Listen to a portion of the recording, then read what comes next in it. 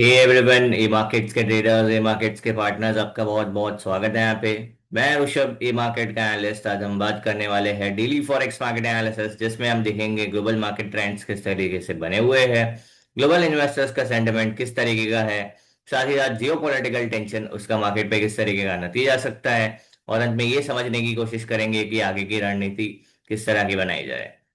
अगर आप चैनल पर नए नए आए हैं तो सब्सक्राइब करिए, बेल आइकन दबा दीजिए ताकि जितने भी वीडियोस आएंगे उसके नोटिफिकेशंस मिलते रहेंगे।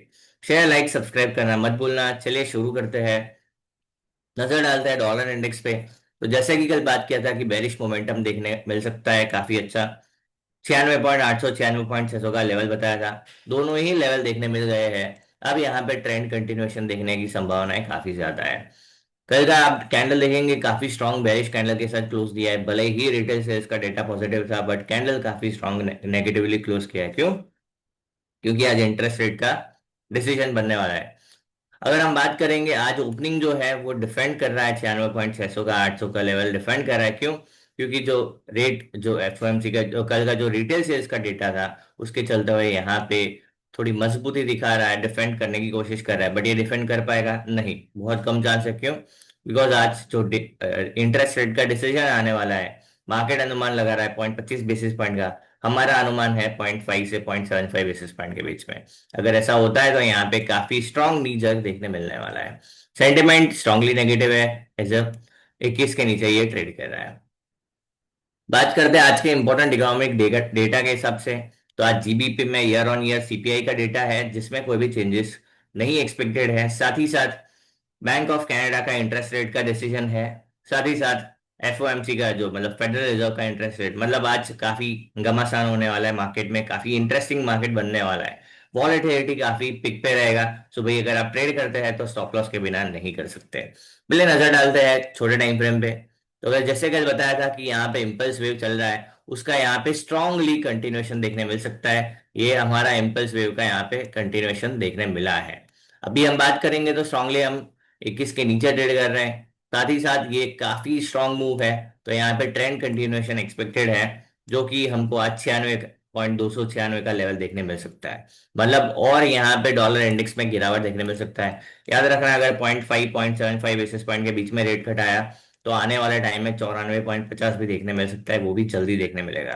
मतलब short term trend strongly negative है। यहाँ पे भी देखेंगे ये रेंज, उसके नीचे ब्रेकडाउन। यहाँ पे हमने बहुत टाइम से ये रेंज के बारे में बात करते आए हैं। सस्टेनेबल ब्रेकडाउन एंड फिर उसका कंटिन्यूएशन, जो कि अब बता रहा है कि ये रेंज का जितना साइज है उतना यहाँ पे मूव देखने मिल सकता है, जो कि निकल के आ रहा है 96 के आसपास का लेवल निकल के आ रहा है। मतलब अगर डॉलर इंडेक्स में मंदी तो समझ जाइए बाकी जो पेयर्स है, यूरो यूएसडी है, जीबीपी यूएसडी यूएसडी, सब में यहाँ पे तेजी देखने मिल सकता है। ठीक है। तो अगर आप डॉलर डॉलर में मंदी करना चाहते हैं तो आप यहाँ पे डेफिनेटली कर सकते हैं। बात करते हैं यूरो यूएसडी के बारे में।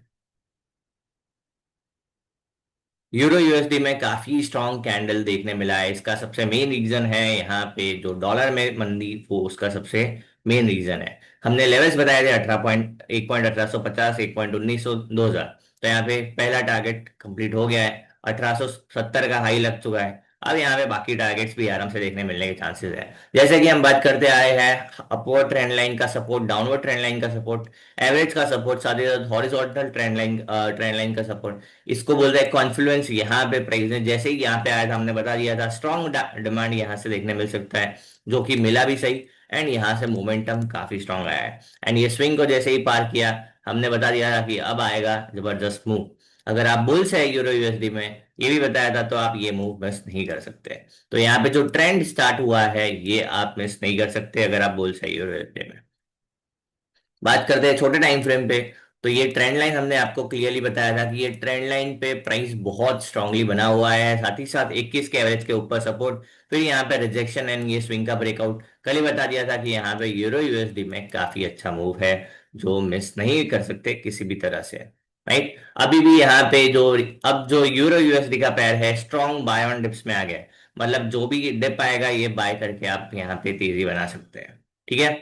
टारगेट ऑलरेडी बताए गए हैं 1.1850, जो कि अब अचीव हो गया है। दूसरा 1.1900, दूसरा तीसरा 1.2000। ये टारगेट्स आपको बहुत जल्दी देखने मिल जाएंगे। अगर रेट कट ज्यादा आता है तो ये टारगेट्स काफी जल्दी देखने मिल जाएंगे। तो अगर हम बात करते हैं यूरो यूएसडी में, short term, mid term, long term, तीनों ही ट्रेंड यहाँ पे स्ट्रांगली बुलिश बने हुए हैं। बात करते हैं डब्ल्यू टी आई में यहाँ पे एक उम्मीद बनाई जा रही है। यहाँ पे ऐसा स्ट्रक्चर तो बन रहा है जैसे कि डबल बॉटम बनाता हुआ दिख रहा है। पैटर्न ऑफ पैटर्न बोलते हैं यहाँ क्योंकि यहाँ पे भी डबल बॉटम है, ये भी एक डबल बॉटम है, इसको पैटर्न ऑफ पैटर्न बोलते हैं, जो कि यहाँ पे फॉर्म होता हुआ नजर आ रहा है। ये कब तक कंफर्म नहीं होगा? जब तक ये 66 के ऊपर डेली टाइम फ्रेम में क्लोज दे दे।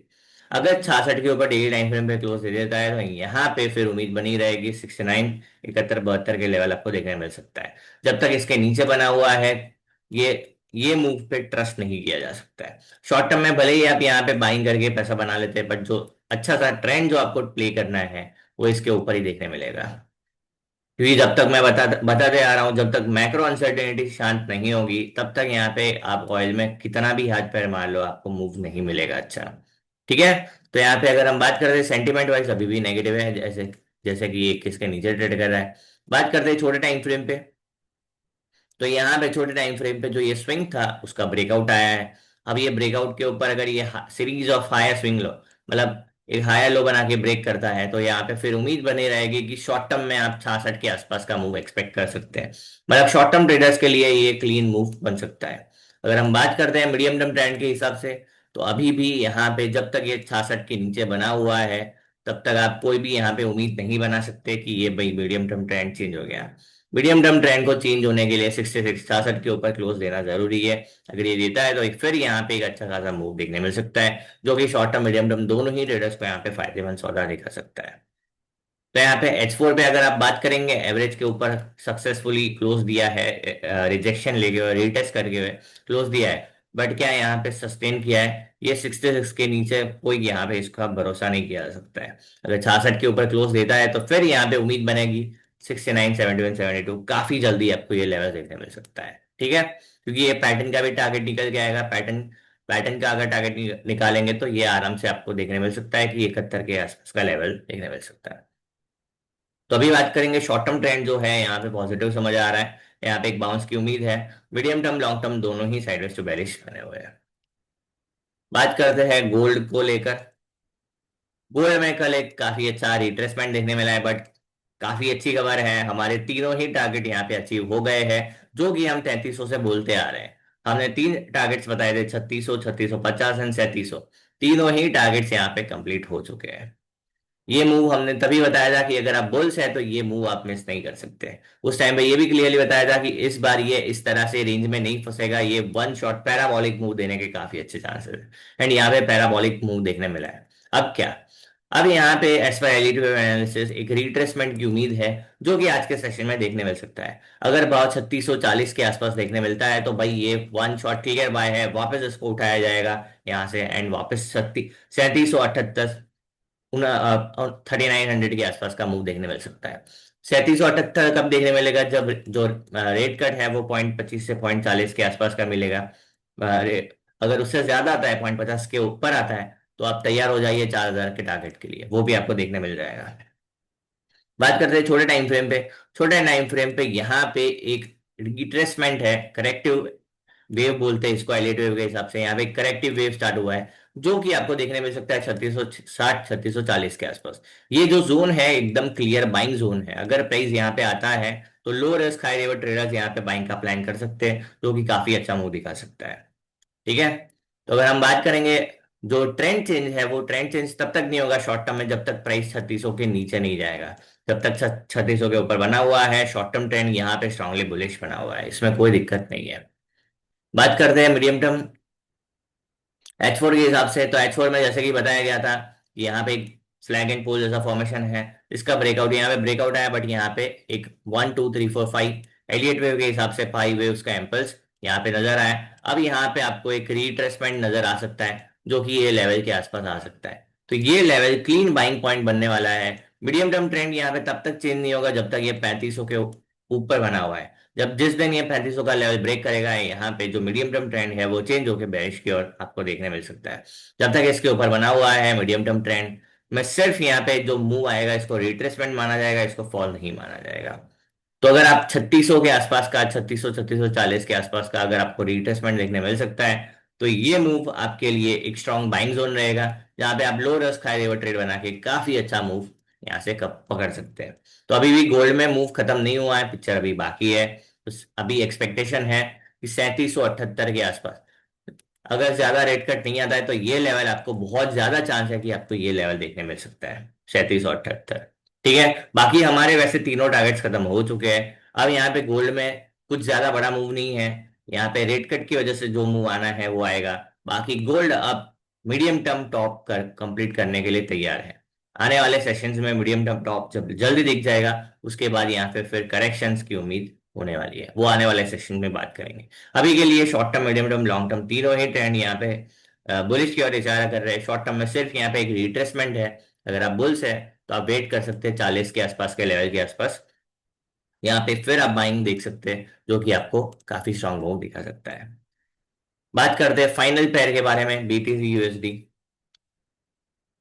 बीटीसी यूएसडी में काफी स्ट्रांग मूव देखने मिला है। हम यहाँ से बोलते आ रहे हैं, जैसे ये जोन था, यहीं से बोलते आ रहे हैं कि भाई ये एक्यूमुलेशन जोन है, अगर आप बुल्स है तो ये जोन का फायदा उठाइए, यहाँ पे बाइंग करिए। एंड टारगेट्स बताए थे 1,16,000, 18,000 एंड 20,000। 16,000 कंप्लीट हो चुका है, 18,000 हो जाएगा, एंड 20,000 के ऊपर जैसे ही ये डेली पे बंद करता है, फिर यहाँ पे टारगेट बड़े निकल जाएंगे, जो कि 1,28,000 से 1,32,000 का टारगेट रहेगा। एंड वो बीटीसी यूएसडी के लिए आखिरी पॉइंट रहेगा, वहां से डेफिनेटली एक स्ट्रॉन्ग करेक्शन की एक्सपेक्टेशन है, वो आने वाले सेशन में बात करेंगे। तो अगर बिटकॉइन के बारे में बात करते हैं तो यहाँ पे एक ट्रेंड कंटिन्यूएशन पैटर्न बना है, कैंडलस्टिक के हिसाब से इसको राइजिंग थ्री मेथड्स बोलते हैं, जिसका एक फॉर्मेशन बना है, तो यहाँ पे ट्रेंड कंटिन्यूएशन के पूरे पूरे चांसेस है। आई होप वीडियो में मजा आया होगा। ऐसे ही लर्निंग वीडियोस के लिए मार्केट्स का जुड़े रहिए। थैंक यू, बाय बाय, ठीक है।